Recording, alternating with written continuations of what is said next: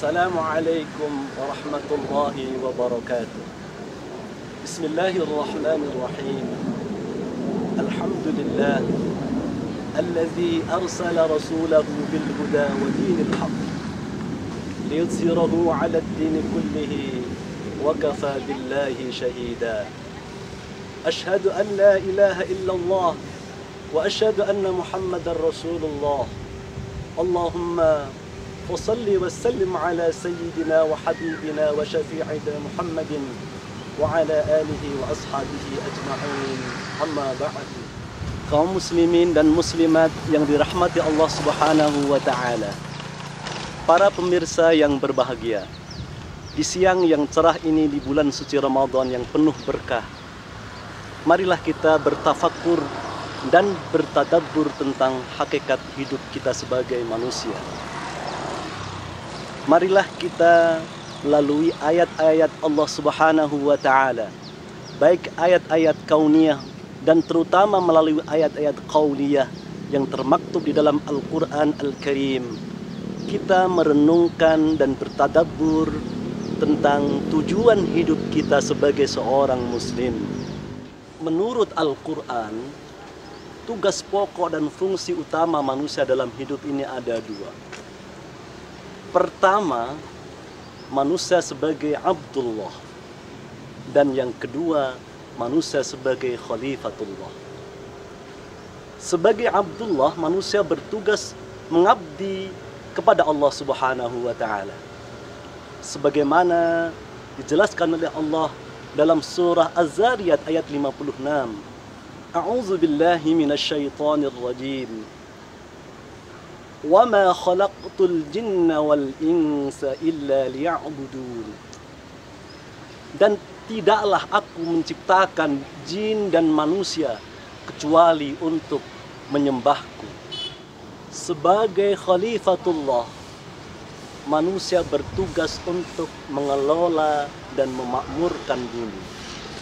Allah Subhanahu wa taala dalam surah Al-Baqarah ayat 30 berfirman, وَإِذْ قَالَ رَبُّكَ لِلْمَلَائِكَةِ إِنِّي جَاعِلٌ فِي الْأَرْضِ خَلِيفَةً. Al-Ayah. Dan ingatlah ketika Allah berfirman kepada para malaikat, sesungguhnya aku hendak menjadikan khalifah di muka bumi. Dalam sebuah kitab yang berjudul Maqasidul Ibadat, Al-Imam Al-Izz bin Abdissalam rahimahullahu ta'ala menjelaskan bahwa semua ibadah dalam Islam itu bertujuan untuk mendekatkan diri kepada Allah Subhanahu wa ta'ala. Dalam konteks ibadah puasa Ramadan, Allah Subhanahu wa ta'ala dalam surah Al-Baqarah ayat 186, di mana ayat ini merupakan salah satu dari rangkaian ayat-ayat yang berbicara tentang puasa Ramadan. Allah Subhanahu wa taala berfirman, A'udzu billahi minasy syaithanir rajim. وَإِذَا سَأَلَكَ عِبَادِي عَنِّي فَإِنِّي قَرِيبٌ أُجِيبُ دَعْوَةَ الدَّاعِ إِذَا دَعَانِ فَلْيَسْتَجِيبُوا لِي وَلْيُؤْمِنُوا بِي لَعَلَّهُمْ يَرْشُدُونَ. Apabila hamba-hambaku bertanya kepadamu, wahai Muhammad, tentang aku, sesungguhnya aku ini dekat. Aku mengabulkan permohonan orang yang berdoa apabila dia berdoa kepadaku. Maka hendaklah mereka memenuhi perintahku dan beriman kepadaku agar mereka selalu berada dalam kebenaran. Selain menegaskan kedekatan Allah Subhanahu wa taala dengan hamba-hambanya, ayat ini juga memberi petunjuk bahwa hamba-hamba Allah yang telah mencapai makom kedekatan dengan Rabb-Nya, maka Allah Subhanahu wa taala akan senantiasa membimbingnya, memberi petunjuk kepadanya dalam menjalankan kehidupannya untuk selalu di jalan yang benar dan lurus. Dalam melaksanakan tugas sebagai khalifatullah, manusia memerlukan bimbingan Allah Subhanahu wa Ta'ala supaya mereka dapat menjalankan tugas itu dengan benar dan lurus, dan supaya terhindar dari perbuatan yang menyimpang serta membuat kerusakan di muka bumi. Oleh karena itulah manusia senantiasa diperintahkan oleh Allah untuk beribadah kepadanya, yang sehingga dapat memberikan bimbingan dan petunjuk kepadanya dalam melaksanakan tugas-tugas kekhalifahan ini. Asy-Syaikh Al-Maraghi rahimahullahu ta'ala ketika menafsirkan akhir ayat 186 surah Al-Baqarah ini menegaskan bahwa amal-amal ibadah yang dapat mendekatkan diri kepada Allah Subhanahu wa Ta'ala itu hanyalah amal-amal yang didasarkan atas spirit keimanan yang benar, biruhil iman as-sahih. Oleh karena itulah maka ibadah-ibadah yang kita laksanakan mesti kita lakukan atas tuntunan syariat dan bimbingan Rasulullah Muhammad sallallahu alaihi wasallam.